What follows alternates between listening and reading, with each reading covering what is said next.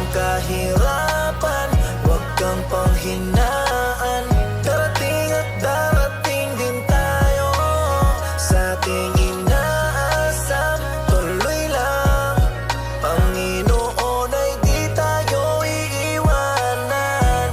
Magtiwala ka lang, di ka niya iiwanan.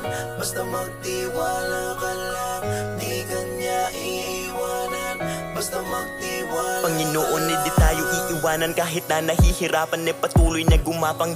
Ituloy mo lang kung anong nasimulan, huwag magkatubili o magalangan. Maniwala sa sarili, umabante at di baling dahan-dahan. Importante, umuusad lang nang walang inaabakan. Danas na ako sa lahat, paghihirap at bigat, makikita sa balat, sa kaliwat ugat, kung paano kataway pinaiyak. Sa bawat pagpataka merong aral at inspirasyon na tumatak, dahilan kung ba't patuloy akong